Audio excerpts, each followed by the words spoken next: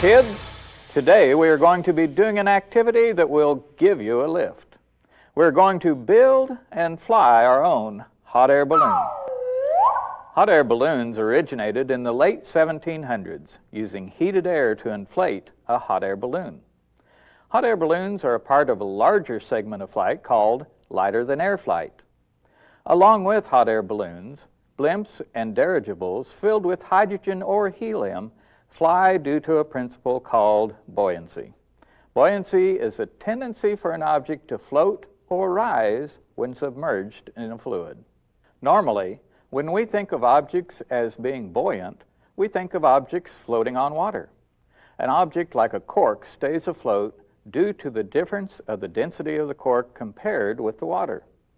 The cork is less dense than the water, so it rises or floats in the water. Why is a cork less dense than the water? It's because the cork has less mass for the same amount of volume of water. Density is defined as the amount of mass measured for a specific volume. So what does all that have to do with hot air balloons? As it turns out, air is actually a fluid. Although it's composed of a number of different gases, air has the ability to move and to take the shape of its container, just like liquids.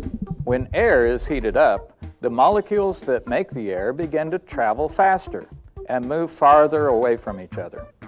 When the molecules are farther away from each other, then the air is less dense.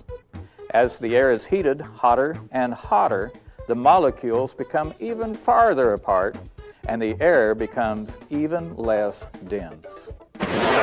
So, if we heat up the air inside a balloon, it becomes less dense and will float on the air around it, which is more dense. The difference between the temperature inside the balloon and outside the balloon is called the temperature differential. The bigger the temperature differential, the greater amount of buoyancy there will be. The force of this buoyancy is called lift. The amount of lift the hot air balloon must have to take off must be greater than the mass of the balloon itself, plus any load that the balloon might have, like a basket and people. To achieve the amount of lift needed to lift a person off the ground, you have to have a great amount of hot air, which means a big balloon, and a great amount of temperature differential. This is why many hot air balloon launches are done in the morning, because the air is naturally cooler in the morning, so the air in the balloon does not have to be heated as much to create the needed lift. We are not going to build a balloon that will be big enough to lift us off the ground, but we are going to build a hot air balloon that will lift itself off the ground and then float in the sea of air. If you are constructing the Zoon balloon, then you will have the following materials available: a Zoon balloon construction instruction tower, 6 sheets of tissue paper, 1 glue stick, 3 paper clips, and a set of Zoon balloon gore patterns. The last page of this set is the Zoon balloon mouth pattern.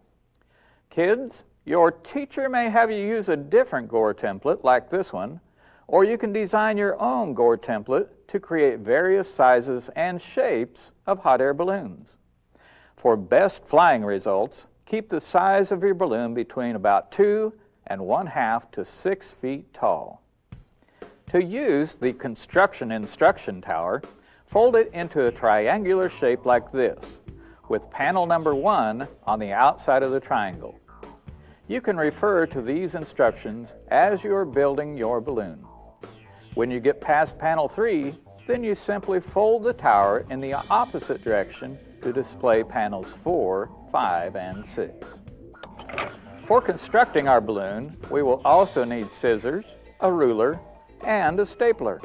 To begin our construction, we will place a 1/2 inch wide line of glue along the long edge of one of the pieces of tissue paper. Be sure to use plenty of glue and be careful not to leave any gaps in the glue. Carefully overlap the line of glue with the second piece of tissue paper of the same color. Press firmly to seal the pieces of paper together. This connection point between the two papers is called a seam. We will repeat this process with the other 4 tissue sheets, carefully gluing the long edges of 2 sheets together to eventually form 3 large sheets of tissue. As we glue these tissue papers together, we want to be sure there are no places along the seams where air can escape. We want to keep as much hot air in our balloon as we can. Once we have 3 large sheets of tissue paper, we will stack them on top of each other, aligning the edges as evenly as possible. We will now carefully fold the stack of sheets longwise, like this. Once folded, the stack should look like a long, narrow rectangle. The fold should be perpendicular or at a right angle to the seam in the paper. Next, we will fold the stack in half again, making an even narrower rectangle. We will set these folded sheets to one side while we make our gore template. A template is used to make accurate, multiple copies of a shape or pattern. To construct our gore template, we will use the Zoom balloon gore pattern, sheets A, B, C, and D. On sheets B, C, and D, we will use scissors to trim excess paper along edges 2, 4, and 6, like this. Once the papers are trimmed, we will overlap sheet B over sheet A, just enough to line up the 2 ends of the curve, like this. We can glue or tape the sheets together, keeping the ends of the curve aligned. We will repeat the process, overlapping sheet C over B, aligning the curve and gluing the sheets together, and then overlapping sheet D over C, aligning and gluing the sheets together. The resulting connected sheets should look like this, with the curve flowing smoothly over each joint between papers. Using scissors, we will cut along the curve. We will also cut the ends and along the straight cut line on the template. We have now completed our gore pattern template. We will connect the gore template to the folded stack of tissue paper using the 3 paper clips. Be sure that the straight side of the template is aligned with the folded edge of the tissues, like this. Holding the template and tissue paper together firmly, we will use our scissors to cut through the tissue paper along the edge of the template curve. Kids, it's very important not to cut along the straight edge of the template. The excess tissue paper we cut away should be set aside for later use. We can now remove the paper clips and unfold the tissue paper, leaving them stacked together. These are the gores for our hot air balloon. Now that we have our balloon gores cut out, we are ready to assemble these gores into a balloon. I like to have the colors alternating in my balloon. To do this, we will flip the top 3 over like this. We will align all the edges of the gores as neatly as possible. Don't worry if some of the gores are slightly larger than others. We will orient the stack of gores in front of us like this, and we will slide the top gore away from us about 1/2 inch. On the closest edge of this top gore, we will add a 1/2 inch wide line of glue. Beginning at the center of the gore, fold about 1/2 inch of the edge of the second gore up and over the glued edge of the first gore, like this. Fold, press, and smooth the seam, working from the middle of the gores to the outside. If the glue becomes too dry, just add another line of glue and continue the process. Again, be sure the seam is airtight. Don't worry about any small wrinkles that may occur as you are gluing panels together. These will not affect the flight of your balloon. Once the entire seam is complete, we will fold the top gore down toward the seam that we just glued. We can now move the second gore toward us about 1/2 inch, which will uncover the edge of the third gore. We will place a line of glue along the edge of the second gore, then fold the edge of the third gore up and over the edge of the second gore. We will begin toward the middle of the seam, folding and pressing the seam together making sure there are no gaps in the seam. Once we have the seam between the second and third gore complete, we will carefully fold these 3 gores away from us and move them about 1/2 inch from us, revealing the edge of the 4th gore. Again, we will apply glue to the edge of the 3rd gore and fold the edge of the 4th gore up and over and press the tissue paper together to make a tight seam. As we glue gores together, we simply fold and move the top layer of gores to reveal the next gore to be glued. Once we are to the bottom of the stack, we will be ready to glue the 1st and 6th gores together. To do this, we pick up the folded Zoom balloon, unfold it, and turn it inside out, like this. Turning the balloon inside out gives the seams a neater appearance. We now position the 2 free gore edges with one overlapping the other by about 1/2 inch. Again, we apply a line of glue along the edge of the top gore and fold the bottom gore up and over and press the seam together. At this point, we have 2 holes in our balloon. The larger hole is the bottom of the balloon, or the mouth of the balloon, and the smaller hole is the top. Let's make a patch to cover the top hole of this balloon. To make the patch, we can cut out a 6-inch circle from any color of the tissue paper that we had left when we cut out the gores. I like to cut out circles like this. I first cut a 6-inch square of tissue, fold it in half like this, and fold it in half again to make about a 3-inch square. Now we find the corner of this square, which has 4 free edges of tissue. Note that the corner opposite it has no free edges at all. With our scissors, we will cut a smooth arc from one corner to the other. Our tissue now resembles a piece of pie, which when unfolded makes a circle. Oops, must have grabbed the wrong project. Here's the circle. To attach this circular patch to our balloon top, we simply add a 1-inch wide area of glue around the outside of the circle and a couple strips of glue across the circle. We will place one hand inside through the mouth of the balloon and position it near the top opening of the balloon. With the other hand, we will position the circle over the top hole of the balloon and press the circle to the balloon, sandwiching the balloon and circle between our hands, securing the circle to the balloon.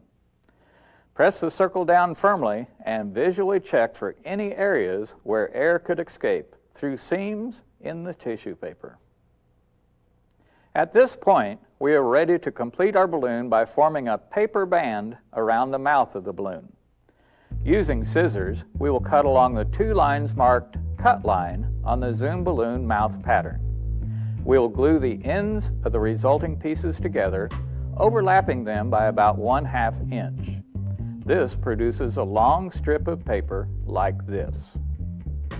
We now fold this long strip of paper along the fold line, creasing it as we go.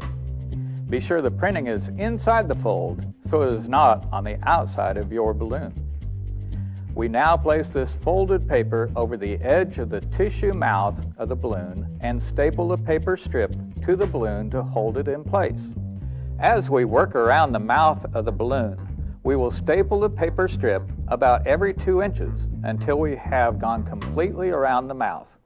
Any excess paper strip can be overlapped at the end and stapled. At this point, we can visually check all the seams of the balloon and add glue to any places where air might escape, gluing the tissue together with the glue to seal it. If there are any rips in the tissue, either now or later when you're flying your balloon, you can make a tissue patch to glue over the rip to seal the hole. And here it is, our completed Zoom balloon. All it needs now is a little hot air.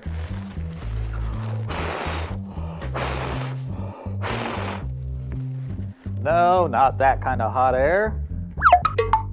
Kids, there is one last thing we need to do before we launch our balloons outside. While we did a visual check of our balloon, we also need to do an inflation check to be absolutely sure there are no holes for air to escape. To do this, we can use the Pittsco balloon tester. The balloon tester can be used indoors to fill the balloon with hot air to see if there are any places where the hot air is escaping. The indoor balloon tester can also be used for indoor launches if the weather outside does not permit an outdoor launch. To inflate our hot air balloon for a seam check, we simply turn the tester on and hold the mouth of the balloon over the tester like this. As hot air is forced into the balloon, the room temperature air that is in the balloon is forced out. This is a process called displacement.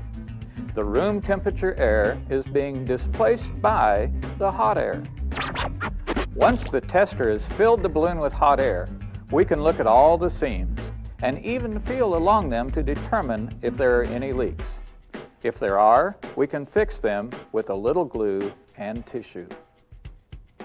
If we are launching our balloon indoors, once the balloon is filled with hot air, we simply release it. The hot air inside the balloon will cause the balloon to rise, floating on the cooler air in the room.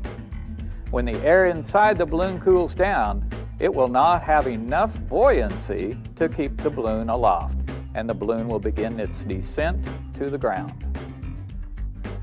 If we have a cool, calm, dry morning, we can launch our balloon outdoors. The colder and drier the air is, the higher your balloon will fly. If the winds are too strong, your balloon may not be able to inflate properly. Also, winds can carry your balloon far away before it cools down and descends back to the ground. You should also find a location like a football or a baseball field to launch so your balloon will not land on a building or in electrical wires. For an outdoor launch, we will use the Pittsco inflation station. The inflation station uses propane to provide hot air for the balloon. Let's go over some safety precautions for using the inflation station. 1. Do not touch the top of the grill on the top of the launcher or the area around it when the inflation station is lit.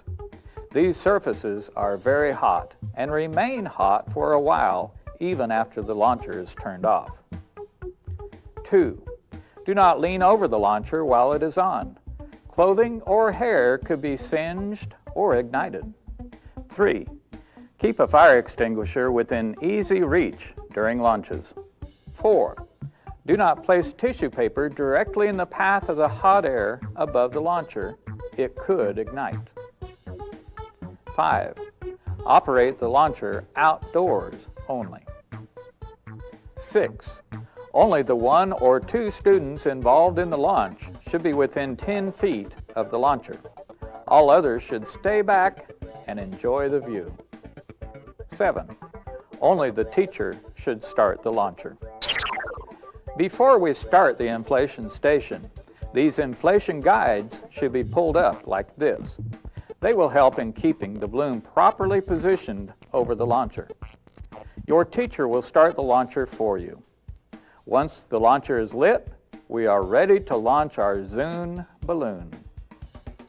To launch our balloon, we will simply guide the mouth of the balloon over all 3 inflation guides and down toward the top of the launcher. Position your hands at the balloon mouth and lower the balloon to about 1 inch above the launcher. Keep your fingers out of the flow of the hot air. Hold the mouth of the balloon in this position as it fills with hot air.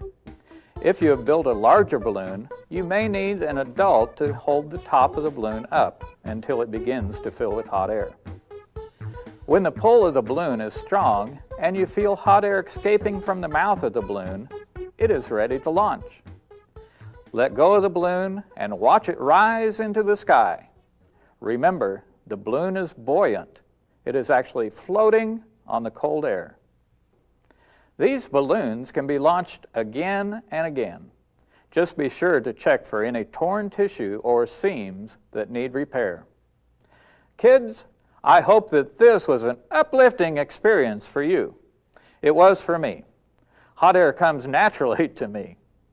Until next time, this is Dr. Zoon saying, see you real soon.